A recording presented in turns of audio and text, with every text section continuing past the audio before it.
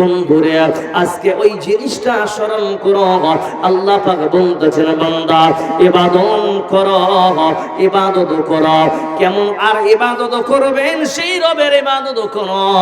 কি লাভ হবে? আহারে আলেমেরা আপনারা প্রতিদিন কমসে কম 52 সপ্তাহে 52টা শুক্রবার হয়। শুক্রবার বয়ান চলছে। কি করতেছে বেচারা? নামাজ পড়ো, রোজা রাখো, সুদ খাইও না, বলে কি বলে না?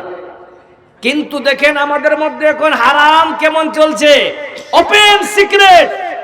সুদকে আমরা পানির মতন মনে করেছি, বলো ঠিক না বেঠিক? তাই না? আর আমল করতেছি, আমল করতে গিয়ে মাশাআল্লাহ এমন আমলে নিযুক্ত হয়েছি, এখন আলেমরাও আমাদের বেঈমানদেরকে দেখে শরম পায়। কেমন একটা ছোট্ট লজিক দিচ্ছি শুনেন। আপনাদের এলাকায় অনেক সময় দেখবেন আজকে আলেমেরা চিৎকার করে করে মানুষকে মসজিদমুখী করতে পারে না। কেন? খালি একটাই কারণ, প্রত্যেকটা মৌলবি যাকে বেতন দিচ্ছেন বা দেন না, সবার একটা টার্গেট, মানুষ যেন জাহান্নামে না যায়। বলুন সুবহানাল্লাহ। বলে কি ওইটাই তাদের ধারণা? যাকে বেতন দিচ্ছেন দেন না দেন না দেন, তবু একটা কথা বলে, ভাই নামাজ ছেড়ে দিও না। বলে কি বলে না ভাই? এবার দেখেন ওই মৌলবীরা আমরা সম্মান কতটা দিচ্ছি, ছোট্ট করে একটা এক্সাম্পল দিচ্ছি। কারণ ইবাদত করতে গিয়ে আল্লাহ বলেন আল্লাযী খলাকাল মাউতা ওয়াল হায়াতা লিয়াবলুয়াকুম, যে তোমাদের হায়াত এবং মওতের মাঝখানে একটা সময় দেব যেটা আপনাকে পরীক্ষায় থাকতে হবে। আর পরীক্ষাতে তোমার কি ফলাফল থাকবে? যেই এনসার লিখবে, আমল যেটা করবে, আহসানু আমালা, নেক আমল করো বান্দা। নেক আমল যদি তোমার হয়ে থাকে মুমিন, তাহলে তোমার কামিয়াবি। আর আমল আমরা করতেছি ঠিক, কিন্তু আমলের মধ্যে যে মনে করেন বিদআত এবং শিরকিয়াতের গন্ধ পাচ্ছি, সেটা আজ পর্যন্ত আমরা শুধরাতে পারি না। কেমন? আমল করতেছি ঠিক, কিন্তু আমল করতে গিয়ে কোরআনের উপরে ফয়সালা করি, কোরআনকে বাদ দিয়ে। আছে না নাই এরকম? আছে আপনাদের সমাজে? যে কোরআনকে বাদ দিল, হাদিসকে বাদ দিল, মৌলবীকে ডাকলো না। ছোট্ট একটা এক্সাম্পল দিয়ে আমি বক্তব্যকে এগিয়ে নিয়ে যাচ্ছি। কেমন? আপনাদের এলাকায় বর্তমানে সমাজে আমরা আমল করি, কিন্তু আমলটা বরবাদ হয়ে যায়। আল্লাহ কোরআন দিয়ে বলছেন আমিলাতুন নাসিবা তাসলা নারান হামিয়া। আমল করে করে বান্দা হাঁপিয়ে যাবে, তবুও বান্দা জাহান্নামে যাবে। দেখেন আমল করেছে তবুও বা জাহান্নামে যাবে। কেমন কথা শুনেন। আপনাদের এলাকায় ছেলে মেয়ে জেনা করে ধরা পড়ে কি পড়ে না? আপনাদের এলাকায় পড়ে? আচ্ছা, পড়ার পরে বিচার হয়? বিচার করেন আপনারা? বিচার কি হয়? ছেলের বাপকে ডেকে 5 লাখ টাকা জরিমানা হয়। হয় কি হয় না? আপনারা বিরক্ত হয়ে যাচ্ছেন নাকি? বিরক্ত হয়ে যাচ্ছেন নাকি? যদি না হন তাহলে বলেন নারায়ে তাকবীর। জরিমানা করলো 5 লাখ টাকা। কে করলো? আপনারই সমাজের লোক। আচ্ছা, ওই জায়গাটাতে কোনো মৌলবি বড় ছিল?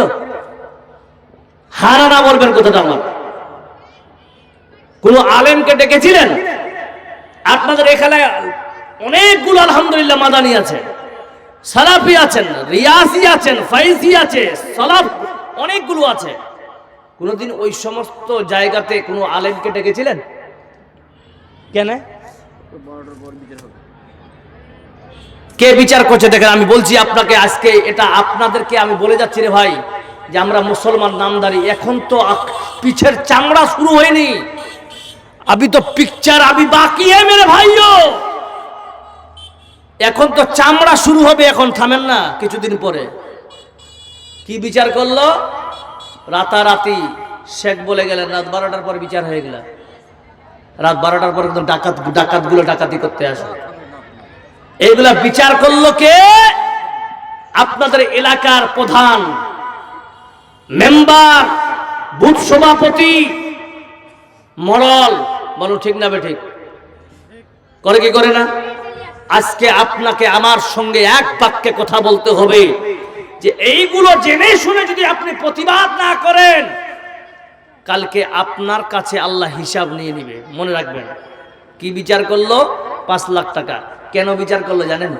বলছে দেখেন, ছেলের বাপকে বলছে দেখেন মেয়েটার জিন্দেগি বলে একটা কথা আছে, ওর জিন্দেগি লাইফ নষ্ট হয়ে যেতে পারে, এই 5 লাখ টাকা আপনাকে দিতে হবে। তো 5 লাখ টাকা দিলে কি জিন্দেগিটা সুধরে যাবে? মুসলমান বলেন। এখানে শেখরা বসে আছেন, শেখ জেনা করতে গিয়ে কোথাও কোরআন হাদিসে লেখা আছে যে 5 লাখ টাকা জরিমানা আছে? আছে কোথাও? আমি ভাই কোনো বড় মৌলবি নয়, কোনো বড় বক্তা নয়, আপনাদের থেকে আমি ইনাদের তো জানি না, আপনাদের থেকে আমি কিছু জানি না। কোন হাদিস তো দূরের কথা, কোন হাদিস কোরআন তো দূরের কথা, পৃথিবীতে কোনো কিতাবে এখনো জন্ম নেয়নি যে কিতাবে কোনো আলেম লিখেছেন যে জরিমানা, জেনা করলে জরিমানা করতে হবে। তাহলে আপনি মুসলমান গ্রাম হয়, এই ফয়সালাটা কোথা থেকে আপনি পেলেন? বলছে মৌলী সাহেব ওটা আপনি বুঝবেন না। ওটা বুঝবো না মানে? শোনেন, 5 লাখ টাকা জরিমানা করার পরে আমল কি করে বরবাদ হয় শুনেন। 5 লাখ টাকা জরিমানা করলো, জরিমানা করার পরে আদৌ কি মেয়ের বাপ 5 লাখ টাকা পায়? আর হানা না বলবেন পায়? পায় পায়?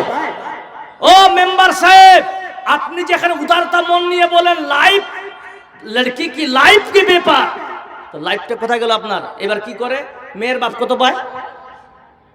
হায়েস্ট 2 লাখ। আর 3 লাখ কে পেল?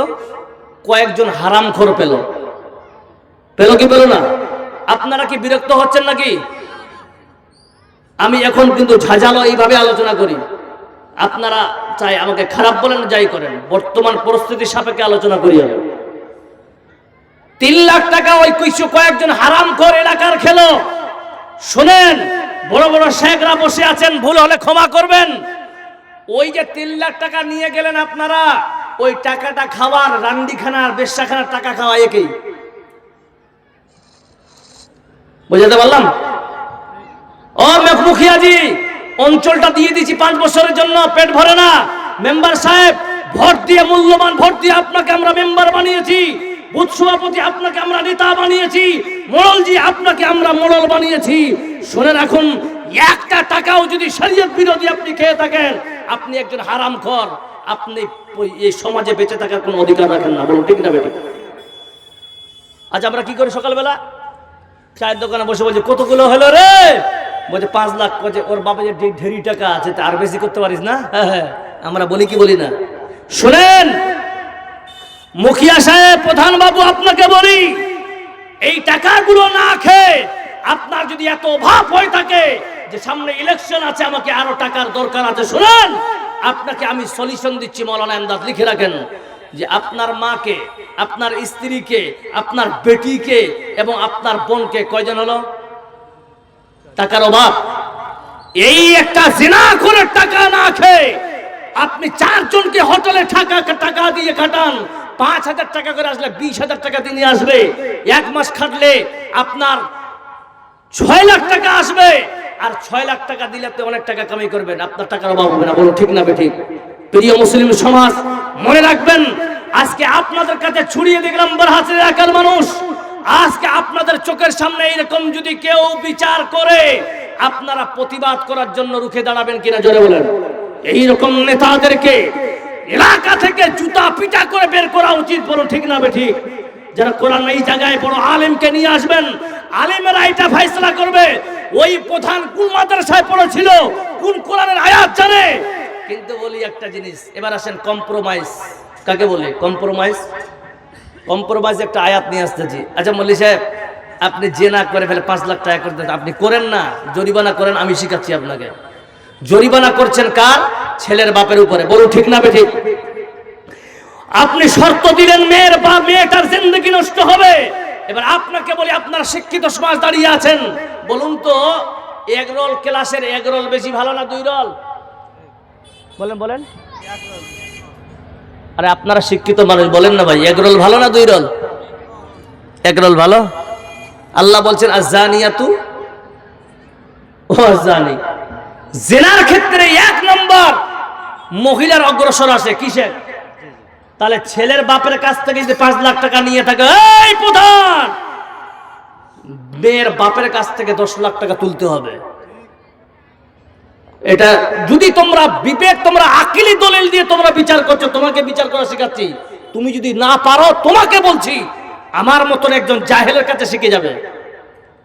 আর আজকে আমরা সমাজে আলেমদেরকে মনে করতেছি এরা 3000 6000 টাকার। শোনেন বাবা, এই আলেমের দ্বারাই তোমার জানাজা হবে, বলুন ঠিক না বেঠিক?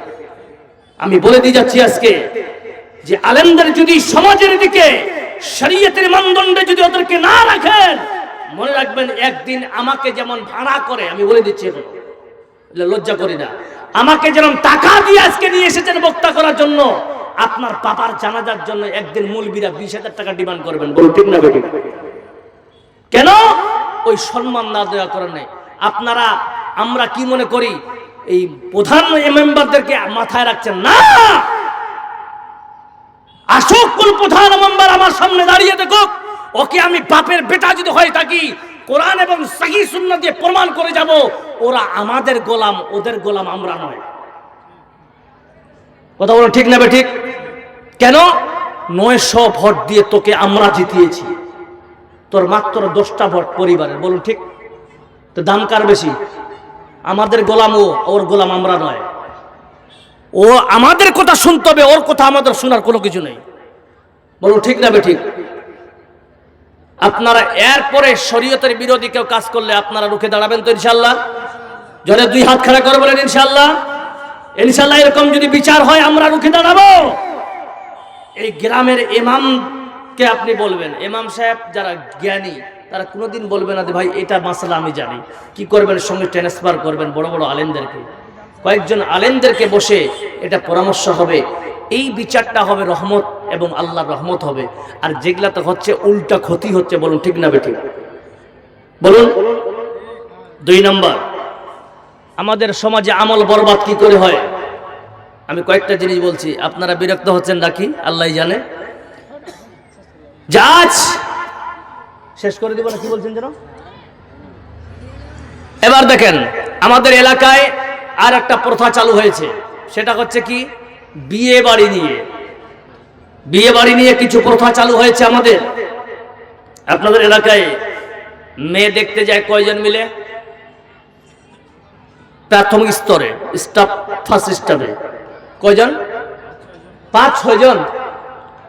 আমি বলছি 5-6 জন নয়, 15 জন যাবেন, কোনো আপত্তি নেই। কিন্তু মেয়েটা যখন দেখার পালা আসবে শুধু ছেলে দেখবে, আদার্স কেউ নয়, নাকি সে? এটাই শরীয়ত। মানে বিয়ে লাগানোর আগে মৌলবীর সঙ্গে পরামর্শ নেই। আর যখন বিয়ের সময় ঝগড়া, যখন স্ত্রীর সঙ্গে ঝগড়া হবে, তখন মৌলবী সাহেব আর বউ যাকে দেখতে পায় না, তো কি করব? পানি পড়া দেন। আমি বলি পানি পড়া যখন ওইগুলা নিতে আসবে তখন 50,000 টাকা ডিমান্ড। পানি পড়া নিবি? বলে হ্যাঁ, 50,000। তোর বউ ঠান্ডা হয়ে যাবে পানি ঠিক। জি না, শরীয়তের উপরে ভিত্তি করে আলেমদেরকে কাছে রাখুন। আল্লাহ কোরআন দিয়ে বলছেন, ইয়া আইয়ুহাল্লাযীনা আমানু কুনু মা'আস সাদিকিন। হে ঈমানদারেরা, তোমরা শুনে রাখো, তোমরা সত্যবাদীর সঙ্গে সারাক্ষণ থাকবে। কুনু, এই কুনুটা হলো আমরের সেগা, আর আমর দালালাত করে ইস্তেমরারি, আর ইস্তেমরারি তাকাজা হলো সব সময় বলুন সুবহানাল্লাহ, সব সময় মৌলবীদের সঙ্গে থাকতে হবে। তো আমরা কি করি? কোনোদিন মৌলবীকে ডাকি না। মৌলবী সাহেব বিয়ে লাগাতে ছেলেকে, কি পদ্ধতিতে বিয়েটা লাগাবো একটু আপনি বলে দিন তো। বলে না, আমরা সব ঝাঁক বেঁধে যাচ্ছি। শোনেন, বিয়ের আগে তার বাপকে দেখার পারমিশন নেই, এটাই হচ্ছে শরীয়ত। বল কেমন কথা বললেন মৌলবী সাহেব, বাপ দেখতে পাবে না? জি হ্যাঁ, আমি বলছি, কারণ বাপ অনেক সময় বেটার বউ দেখতে গিয়ে নিজে বিয়ে করে নিয়েছে, বলো ঠিক না বেঠিক? তাহলে ওই সূত্রে কি হয়? জি না। আমাদের আরো কিছু ভুল চলছে সমাজে। আমরা প্রথা চালু করে দিয়েছি, আমরা হলুদ মাখার রেওয়াজটা পর্যন্ত চালু করেছি। মুসলমান কোথা থেকে বেড়ে গেলে জি হলুদ মাখাচ্ছেন, মাখান, তাহলে ওই দিনটা একটা রেওয়াজ মনে করে মাখাচ্ছেন, এটা তো ঠিক নয়। কোন ছেলেকে যদি তার মা যদি মাখায়, তার খালা মাখায়, ফুপু মাখায়, বোন মাখায়, দাদি মাখায়, নানি মাখায়, তো ঠিক আছে। কিন্তু খালাতো বোন, মামাতো বোন, ফুফাতো বোন, ভাবি, এরা কি মাখাতে পারে? আর এরাই শরীরটাতে হাত দেয় বেশি করে, বলো ঠিক না বেঠিক? মজাক করে কোথায় কোথায় যে হাত দিয়ে দেয় আল্লাহই ভালো জানে। তাহলে এগুলা কোথায় পেলেন আপনি? কোথায় পেলেন? তাহলে এইগুলা জিনিস চলছে, আর আপনাকে যখন কোনো মৌলবি প্রতিবাদ করছে যে মৌলবি সাহেব ছেলেগুলা করছে, তা আপনি বাপ যে, আপনি যে বাপ, আপনার কোনো দায়িত্ব নেই? বলছে না হারা বুড়া হয়ে গেছি। শুনেন, মুসলিম শরীফের 3য় খণ্ড হাদিস বলছে কুল্লুকুম রাইন ওয়া কুল্লুকুম মাসউলুন আন রাইয়াতিহি।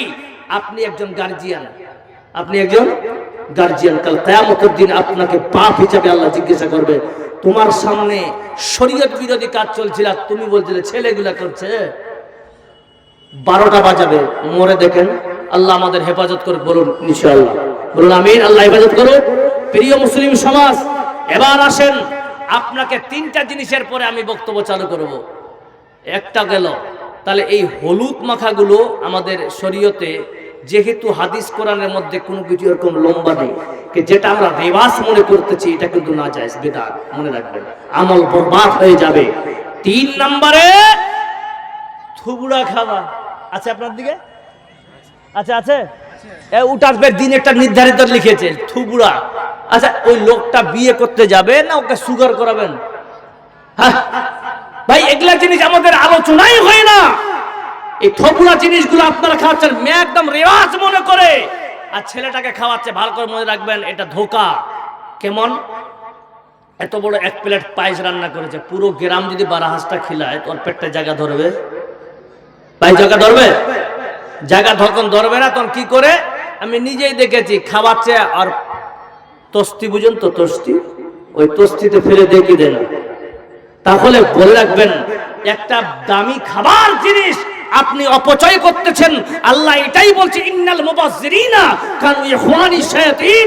আপনি যে ফুজুল করলেন, এই যে খাবারটা নষ্ট করলেন, আপনি তো শয়তানের ভাই। আমি বলছি না, আল্লাহ বলছে। তাহলে এই জিনিসগুলো একটু মাথায় রাখেন। আপনি খাওয়াচ্ছেন, ভুলবে না। আপনি থুবড়া না, আপনি মজাক করে আপনার ভাইকে কিছু খাওয়াচ্ছেন, খাবার, কিন্তু এটাকে রেবাস মনে করে চলবে? কথা বলে চলবে না। প্রিয় মুসলিম সমাজ, 4র্থ নম্বরে, আমাদের এলাকায় বরযাত্রী কম যায় না বেশি যায়? জি, কতগুলো যায়? হ্যাঁ, 10টা গাড়ি। গাড়ি বাস না, বোলেরো। এখানে বড় বড় শেখরা বসে আছেন। বরযাত্রী কোথায় কোথায় হাদিসে মানে অলিমা খাওয়ানোর কথা আছে হাদিসে। আর অলিমা কে খাওয়াবে? ছেলে নামে কে খাওয়াবে? ছেলে। তাহলে মেয়ের বাপের কাছে প্রেশার ক্রিয়েট করে কোনো জিনিস খাওয়া যাবে?